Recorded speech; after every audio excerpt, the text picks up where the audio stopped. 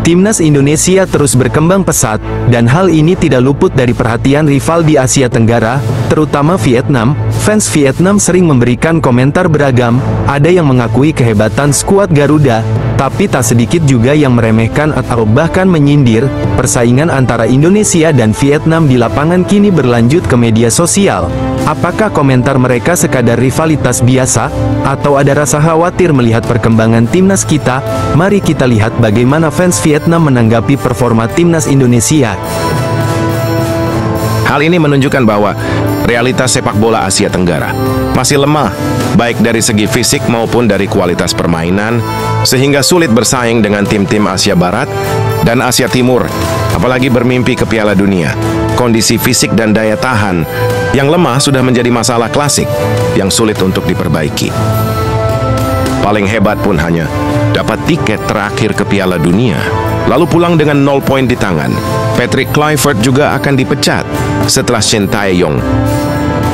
Harus diakui bahwa kesuksesan yang Indonesia raih ini adalah hasil dari peningkatan kekuatan melalui pemain naturalisasi dari Barat.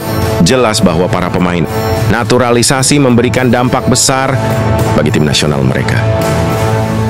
Sementara Indonesia hampir tiket ke Piala Dunia, sepak bola Vietnam masih berantakan di V-Liga. Di level Asia pun masih harus cemas dan dengan hati-hati saat menghadapi Laos dan Kamboja. Di babak kualifikasi terakhir, kemungkinan besar akan bertemu Irak lagi. Sejarah ini milik orang Belanda atau orang Indonesia dengan 300 juta penduduk. Pasti banyak yang sedang bersorak, merayakan, tapi sama sekali tidak ada rasa harga diri nasional sedikit pun. Untuk saat ini, Indonesia dianggap telah mengambil langkah yang benar jika mereka benar-benar berhasil lolos ke Piala Dunia. Negara lain pasti mengikuti jejak mereka. Tapi kalau mereka hanya sampai putaran keempat kualifikasi dan gagal mendapatkan tiket ke Piala Dunia, para netizen pasti akan mencemuh dan mempertanyakan manfaat dari naturalisasi pemain. Kesuksesan dan kegagalan itu sangat tipis perbedaannya. Menang akan dipuja, tapi kalau kalah pasti dihujat habis-habisan. Jadi apapun pilihannya, selalu ada harga yang harus dibayar.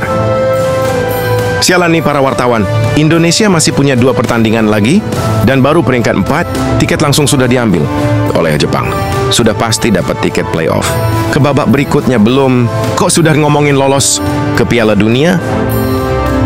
Berusaha lolos ke babak berikutnya, mungkin masih ada peluang. Tapi kalau ingin ke Piala Dunia dengan posisi runner-up, hampir tidak ada kesempatan. Sebentar lagi Piala Dunia, akan ada 64 tim. Jadi sebaiknya Vietnam naturalisasi lebih dari setengah sekuatnya agar punya peluang lolos. Kalau tidak, menunggu seumur hidup pun belum tentu bisa ikut Piala Dunia. Selamat untuk Indonesia atas hasil yang baik. Hujan sampai mana, sejuk sampai itu saja. Tapi belum lolos ke Piala Dunia. Masih banyak pertandingan di depan. Dengan demikian mereka kemungkinan besar yang akan finish di atas Tiongkok dan Bahrain. Pertanyaannya tinggal laga terakhir melawan Jepang, itu pun tergantung bagaimana sikap Jepang dalam pertandingan tersebut. Tapi misalnya mereka menang di putaran keempat dan lolos ke Piala Dunia, apa serunya jika hampir seluruh timnya adalah pemain naturalisasi dari Belanda? Kita tunggu saja apa yang terjadi. Tahun 1938, tim Indonesia yang saat itu masih bernama Hindia Belanda ikut Piala Dunia di Prancis. Lewat saat itu juga banyak pemain keturunan Belanda. Jadi sebenarnya penggunaan pemain naturalisasi atau keturunan bukanlah hal baru bagi Indonesia. Indonesia lolos ke Piala Dunia. Saya mengucapkan selamat dan mendukung mereka sepanjang pertandingan. Mereka akan menjadi tim favorit saya setelah Vietnam dan Italia. Pemain naturalisasi tetap memiliki darah Indonesia, jadi tidak bisa dibilang mereka bukan orang Indonesia. Mereka juga berjuang untuk negara. Sama seperti pemain lokal, yang terpenting adalah kontribusi dan dedikasi. Mereka di lapangan bukan dari mana mereka berasal sebelumnya. Tim-tim Asia Barat belakangan ini bermain sangat buruk di grup lain juga, sama sepertinya. Belanda 2-0 hampir pasti lolos ke putaran keempat. Karena laga berikutnya mereka akan menghadapi Tiongkok di kandang jika dibandingkan dengan kekalahan di pertemuan pertama kali ini. Tiongkok sulit mendapatkan 1 poin.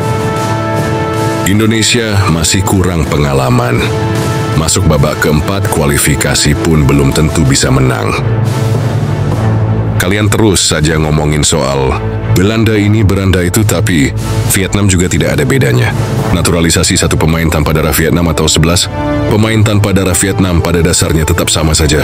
Jadi jangan sok besar mulut menghina orang lain.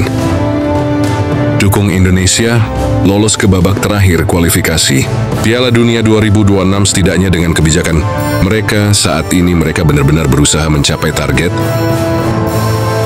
Berbicara tentang naturalisasi pemain di Indonesia, ada beberapa hal yang perlu diperhatikan. Pertama, Indonesia memiliki kekuatan finansial. Kebijakan naturalisasi mereka cukup mudah, dan mereka juga memiliki banyak keturunan diaspora. Hal ini membuat proses naturalisasi menjadi lebih sederhana. Indonesia kuat seperti ini, lebih baik pindah ke Federasi Oceania saja. Di sana cuma perlu bersaing dengan Selandia, baru otomatis dapat tiket. Piala Dunia tidak perlu repot-repot bertarung di kualifikasi Asia yang persaingannya juga lebih ketat. Bagaimanapun caranya, yang penting bisa ke Piala Dunia. Kalau cuma berkutat di kolam kecil selamanya akan diremehkan dan terus ditipu oleh Federasi Asia yang menyarankan memakai permain lokal agar kita tidak berkembang, sehingga mereka bisa terus berkuasa. Kedua, para pemain keturunan jika tidak memilih bermain untuk Indonesia dan mencoba masuk timnas Belanda, maka peluang mereka untuk menembus tim utama sangat kecil. Oleh karena itu, memilih Indonesia adalah hal yang masuk akal karena mereka memilih kesempatan untuk bermain dan berkontribusi di tim nasional. Menurut saya, Indonesia akan terus mempertahankan kebijakan ini setidaknya selama 10 tahun ke depan. Semoga Indonesia lolos ke Piala Dunia, lalu masuk satu grup dengan Belanda. Saat itu sejarah akan mencatat pertandingan Piala Dunia pertama, di mana kedua tim turun ke lapangan dengan 22 pemain berdarah Belanda. Ngeri bener, faktanya masih peringkat 4 tapi judul-judul berita heboh, seolah-olah sudah di puncak klasemen. Belum lagi masih ada beberapa laga tersisa dan kalaupun lolos masih harus melewati playoff antar benua. Kocak banget. Untuk saat ini, mari kita sesama negara Asia Tenggara bersama-sama mengucapkan selamat kepada Indonesia. Urusan masa depan adalah tanggung jawab mereka sendiri, tidak ada hubungannya dengan negara lain iri hati atau mengejek mereka. Buat apa hanya bikin pusing kepala kita sendiri saja? Indonesia sudah memilih jalan yang benar. Jika ingin maju, harus menentukan arah sendiri.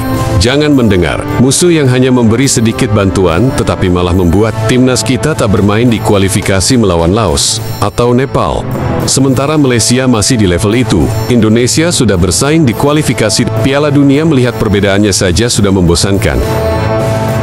Kalau dulu Vietnam lemah seperti Indonesia tidak berjuang melawan Prancis dan Amerika, dan hanya membiarkan diri dijajah seperti Belanda menjajah Indonesia, maka sekarang pasti sudah banyak yang berdarah campuran. Prancis atau Amerika bicara seperti kamu soal darah. Campuran itu hanya dari kakek atau buyut saja.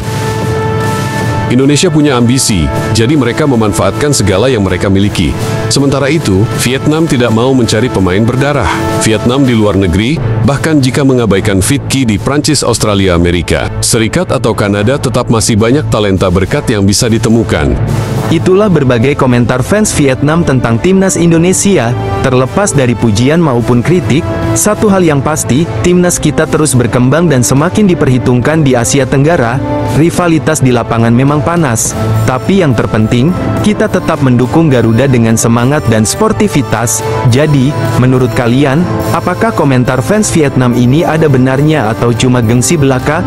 Tulis pendapat kalian di kolom komentar. Jangan lupa like, share, dan subscribe untuk dukung terus konten sepak bola Indonesia. Sampai jumpa di video selanjutnya.